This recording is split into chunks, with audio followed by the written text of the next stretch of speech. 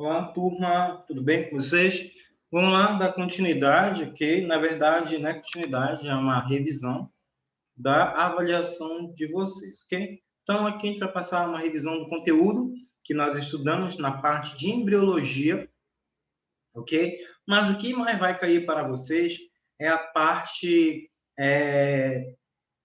dos anexos embrionários, placenta, cordão umbilical, ontoide, vitelo, córeo, ok? É o que mais vai ser cobrado.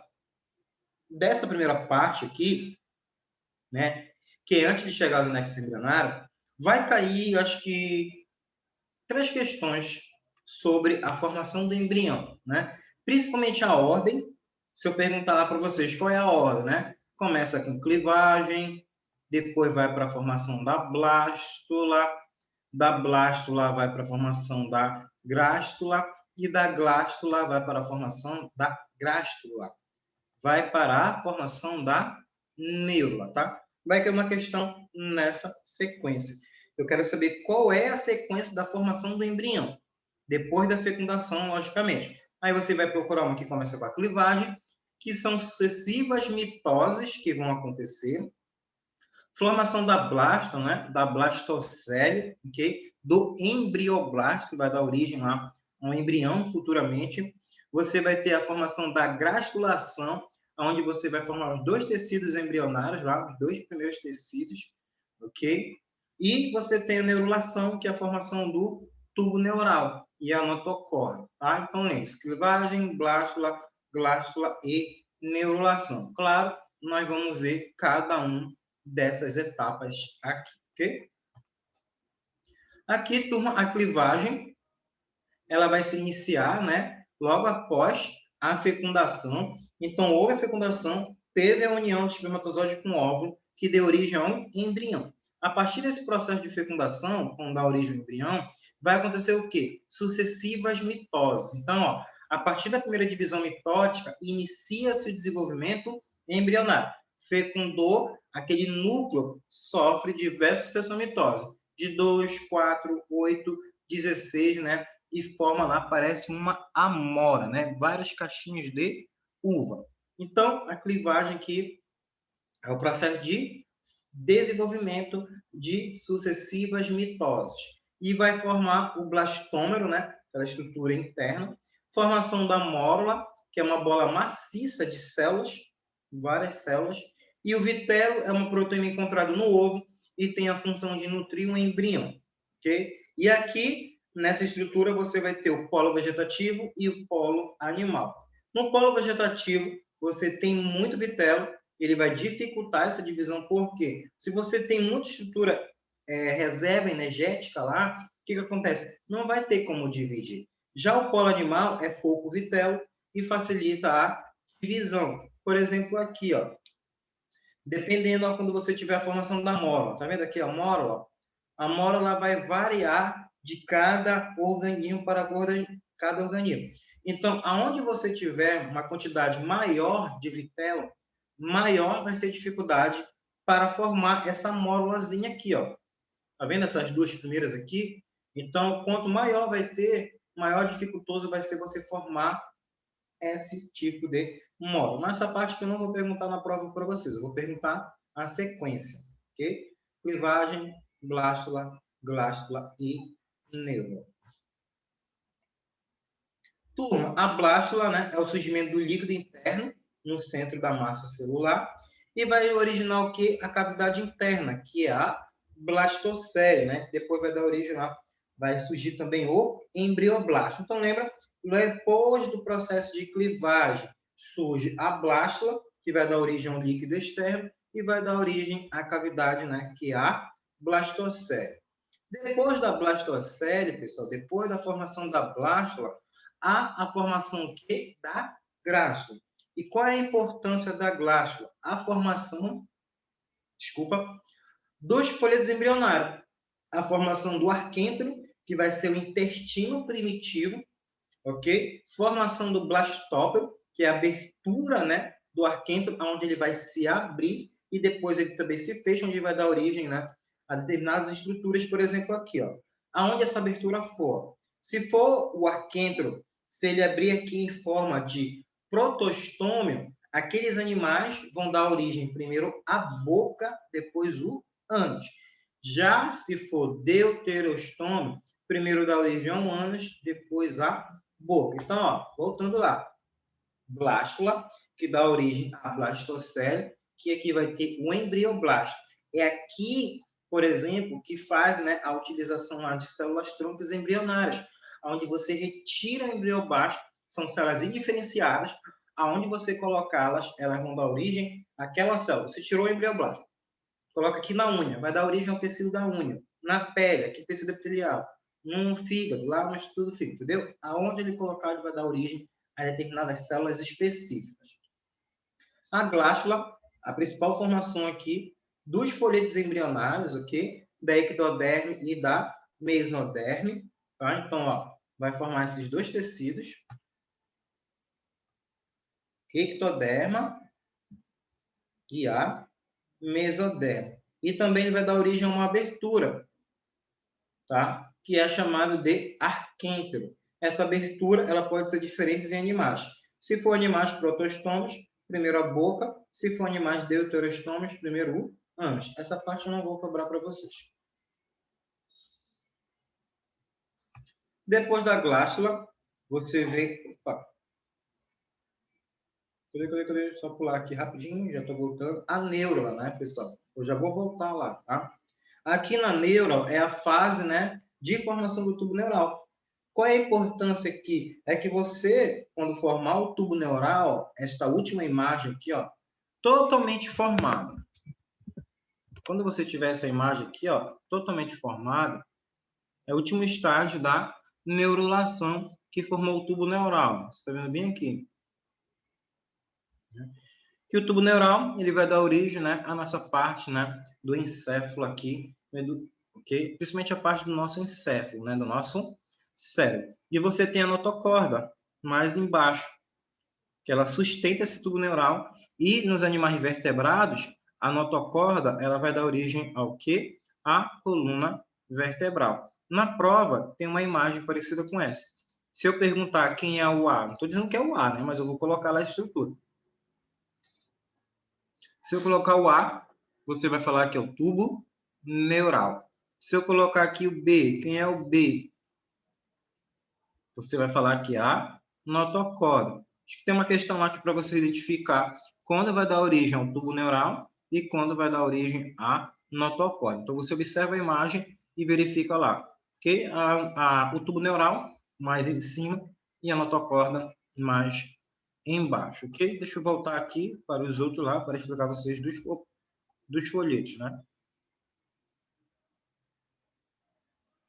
Aqui ainda a questão, turma. Os folhetos embrionários germinativos, né? Que depois a gente vai dar origem, principalmente lá depois da neurulação, a ectoderme, mesoderme e endoderme. A gente vai ver cada função desses daí. Mas falando lá de animais protostômicos, deuterostômicos, né? E também eu tenho a característica de animais celomados. Celomas é aquela estrutura interna, uma cavidade interna onde os órgãos ficam alojados. Eu tenho animais acelomados, que não têm celoma, são animais considerados achatados, os plateumintos.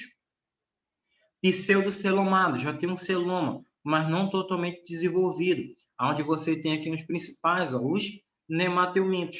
E os celomados, que tem uma cavidade embrionária totalmente revertida por uma mesoderme. Então, ele está revertida pela mesoderme e lá onde os órgãos externos estão alojados. Anelídeos, moluscos, equinoderme e nós, cordatos, né, vertebrados, que entra aqui no cordatos, entre outros. Aqui dá para você dar um exemplo, ó, acelomados, pseudocelomados e celomados. O tubo neural para vocês aqui, a principal formação, né, do tubo neural vai dar origem ao nosso cérebro, né, a parte cerebral, o nosso encéfalo.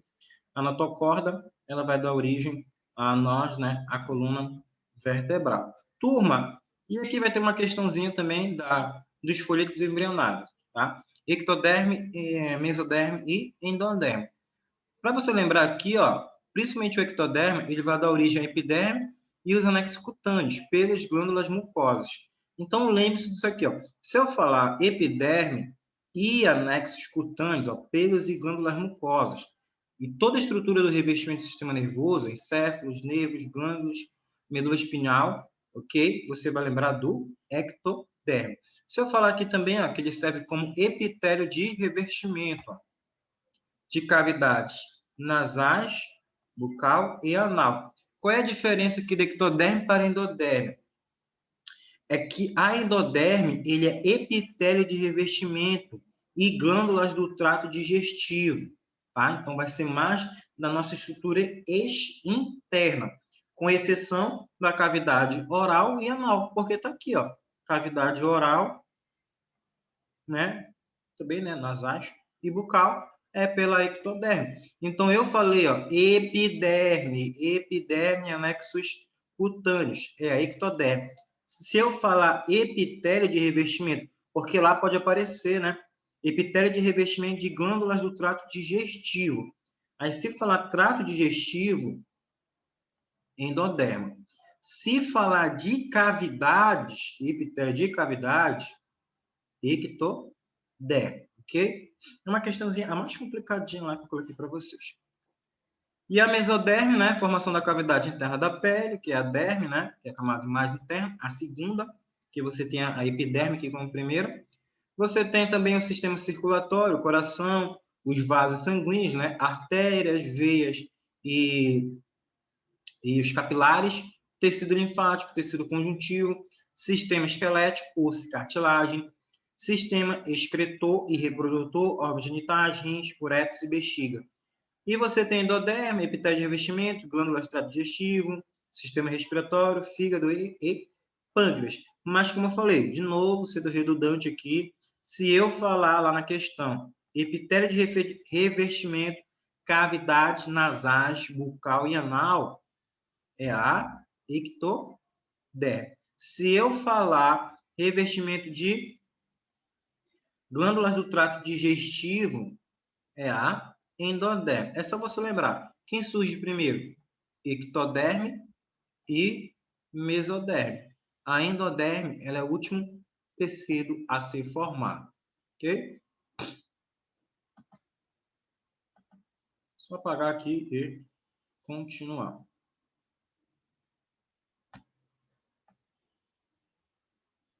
E os anexos embrionários, turma, a maioria das questões estão centradas aqui, né? Sobre aqui, saco vitelino, plantóide, âmino, córeo e placenta, tá? A maioria das questões de vocês, o direcionamento delas é aqui, ó. Acho que tem 6 ou 7 questões sobre os anexos embrionários. É o que mais cai, tá? São as questões com mais frequência. E os anexos embrionários são estruturas que se originam dos folhetos germinativos e que, entre outras funções, protegem e nutrem o embrião. Eles desaparecem durante o desenvolvimento e não estão presentes nos adultos, tá? Como fala, para sustentar aquele embrião quando ele está se desenvolvendo, né? Aquele feto dentro da barriga da mãe, né? Quando saiu, você não precisa mais dele. Então, você tem aqui a placenta, você tem aqui, ó, o alantóide, ó, até que ele coloca aqui, ó, alantóide atrofiado, saco vitelínico atrofiado. Por que ambos estão atrofiados? Porque, turma, eles vão atrofiar porque quem vai fazer a função deles dois logo depois será a placenta. Por exemplo, o antóide, armazenamento, né, discretas, também o processo de troca armazenamento, né, discretas, trocas gasosas também. E você tem o saco vitelino, que a principal função dele é a nutrição. Quem vai fazer tudo isso depois? A placenta.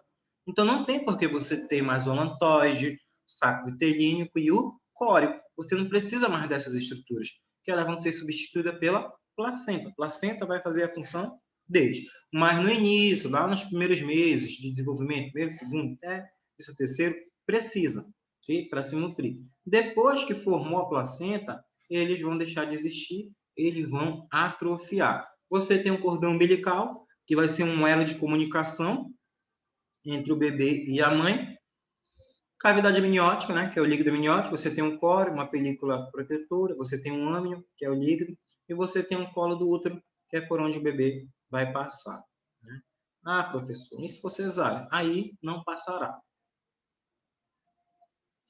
Ó, saco vitelínico, presente nos peixes, répteis, aves e mamíferos. É uma estrutura em forma de saco revestida externamente pela mesoderme e internamente pela endoderme. A sua principal função, vai cair uma chuva. A sua principal função é o quê? Ó?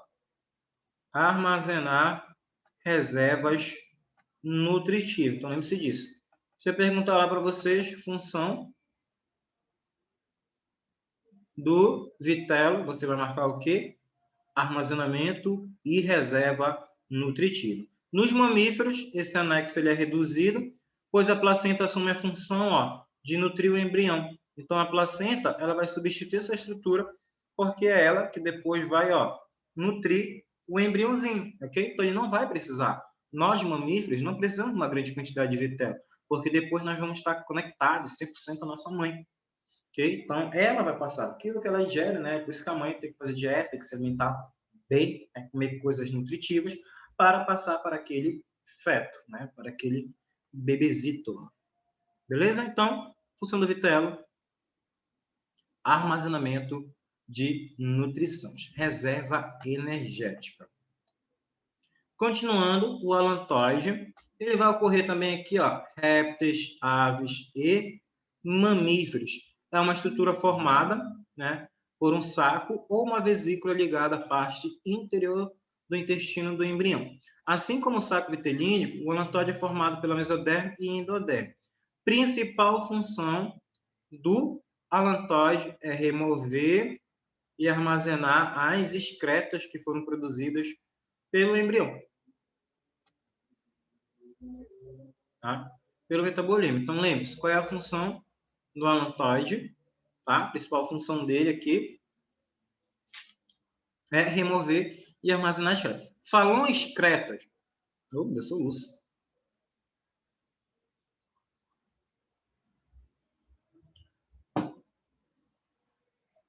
Copo do Peter Parker. Então, aqui, ó. Remover e armazenar excretas. Falou em excretas, você já sabe que é o alantoide. Beleza? No embrião dos répteis e aves, o alantoide também apresenta a função de extrair o cálcio da casca do ovo, que será utilizado na formação do esqueleto, né, destes répteis e aves. A descalcificação da casca facilita seu rompimento no momento da eclosão, né, do bebezinho. Então, tira o cálcio da casca, passa para o embrião. E aquele cálcio que estava presente na casca irá sendo perdido porque está indo para o embrião. Perdeu, então a casca ela fica frágil. Então, é frágil. Frágil? Quem é frágil? Frágil, né? Vai ficar frágil, irá quebrar e ele conseguirá sair, ok? Mas eu não vou perguntar essa parte aqui em répteis e aves. O que eu vou perguntar é na parte aqui de armazenamento de excretos.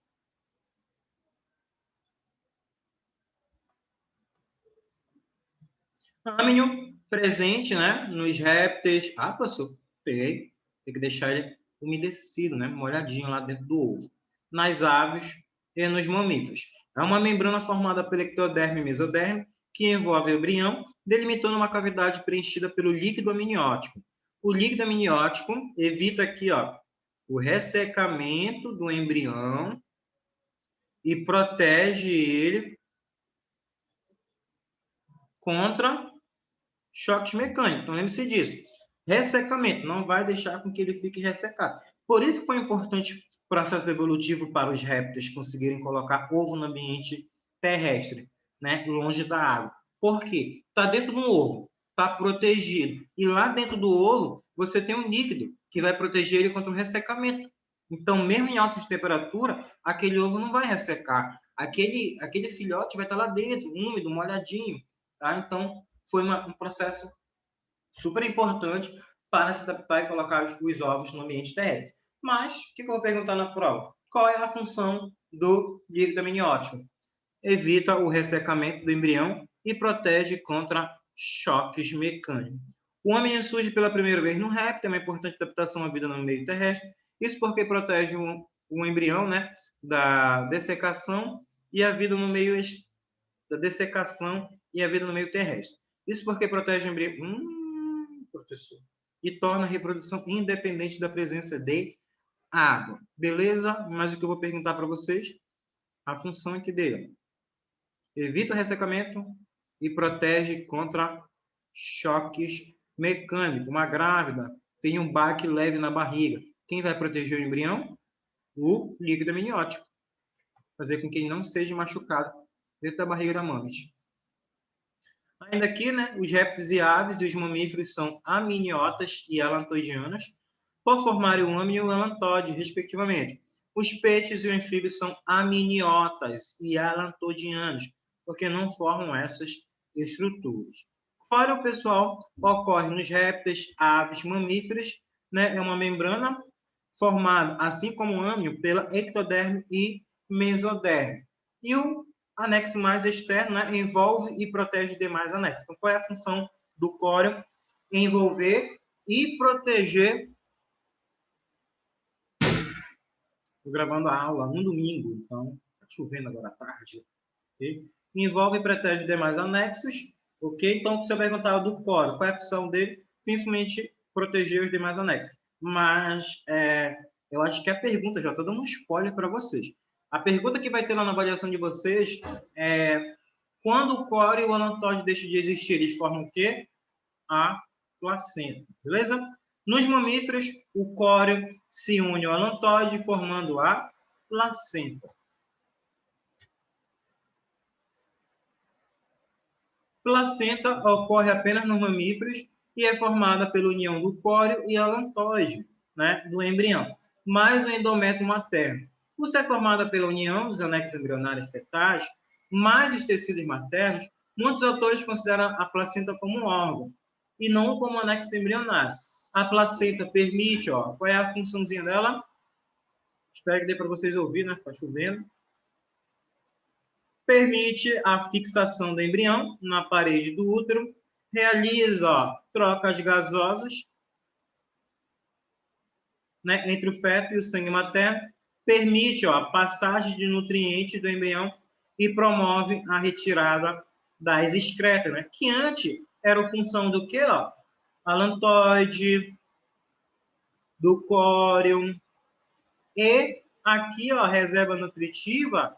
Quem é que tinha reserva nutritiva? O saco vitelínico. Então, né, a placenta substitui todas essas estruturas para passar os nutrientes, proteger também o embrião. Beleza? Eita, muita chuva. Espero que não falte energia. Cordão umbilical origina-se a partir do pendúculo embrionário, procede com uma estrutura de comunicação entre o embrião e a placenta, né, longo, mais ou menos cilíndrico, e encerra, né, com 3 grossos vasos. Uma veia que conduz o sangue arterial, então a veia ela faz o inverso da normal dela, né, porque você sabe qual é a função da veia: transportar sangue venoso para o coração. Só que aqui, ó, a veia, ela leva sangue arterial. Ela vai levar o sangue rico em oxigênio e nutriente para o bebê. Já também aqui tem presente 2 artérias que conduzem o sangue venoso. Então, ela retira do bebê e passa para a mãe. Você sabe que a principal função da artéria é transportar o sangue arterial rico em oxigênio e nutrientes. Professor, agora, por exemplo,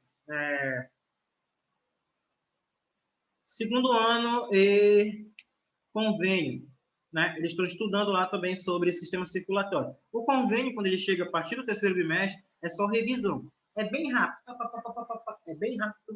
o conteúdo lá no convênio. Mas o final do segundo bimestre já, o final do segundo ano, ele estuda, né, o sistema. Por exemplo, vai estudar na avaliação deles, vai cair o sistema circulatório. Lá eu pergunto qual é a função da artéria e da veia. A artéria leva o sangue oxigenado do coração para o corpo todo. E veia retira, né, o CO2 das células e tecidos, leva para o coração para mandar para o pulmão e ele expelir. Só que, turma, há uma questão igual aqui, lá no coração e aqui no embrião, porque eles invertem. Lá você tem a artéria pulmonar, ok? E a veia pulmonar. A artéria pulmonar, ela leva igualmente aqui, turma. A artéria pulmonar, o que ela vai fazer? Ó? Ela vai conduzir, na verdade, o sangue rico em CO2 para o pulmão. A veia pulmonar, ela traz para o coração, ó, sangue arterial, igualzinho aqui, ok? Então, há uma semelhança lá no cordão umbilical e na veia pulmonar, ok? A artéria pulmonar leva o CO2 para o coração, do coração para o pulmão, para que ocorra a matose, né? Que é a troca gasosa. Sai o CO2, entra o oxigênio. Aqui no bebezinho, o que acontece no cordão umbilical? O que a artéria, a veia, ela conduz? Sangue arterial para o bebê, tá? A veia pulmonar lá, ela traz o sangue rico em oxigênio para o pulmão, para que ele seja distribuído para o corpo todo através de uma artéria, que é a artéria aorta. Beleza? Mas se eu perguntar para vocês a principal função do cordão umbilical, você vai colocar como a estrutura de comunicação entre o embrião e a placenta, né? Ou pode estar lá também entre a mãe, beleza? Entre o feto e a mames, né? Entre a mãe dele, ok? Um pouquinho rápido, beleza? Turma, que a gente já tinha estudado isso aqui, vocês já tinham feito exercício, tá? Teve um exercício na apostila que eu substituí, eu acho que foi uma nota no CPB, eu não lembro, mas eu vou verificar aqui e eu especifico para vocês lá no Eclass, tá? Mas, tendo dúvida, né? Havendo dúvidas, pergunte no privado do WhatsApp. Qual é o foco de vocês? A maioria das questões aqui, ó. Função do saco vitelínico, alantoide, âmio, córeo e placenta. 70% ou 60% da avaliação de vocês está aqui. Bem tranquilo, vocês já fizeram exercício sobre isso e vocês se saíram bem, né? Nem todos, mas alguns, né? Eu falo nem todos porque muitos ainda não fizeram. Ah, professor, eu não fiz. Tem como o senhor enviar? Manda uma mensagem lá no WhatsApp que eu envio a apostila para você. Beleza? Como eu falei, alguma dúvida, manda mensagem no privado do WhatsApp. Ok, turma? Saudade de vocês. Né? Espero que nós nos encontrarmos no ano que vem. Ok? Então, qualquer dúvida, manda mensagem. Não esqueça, matrículas ainda estão abertas. Ok? Tchau, abraços.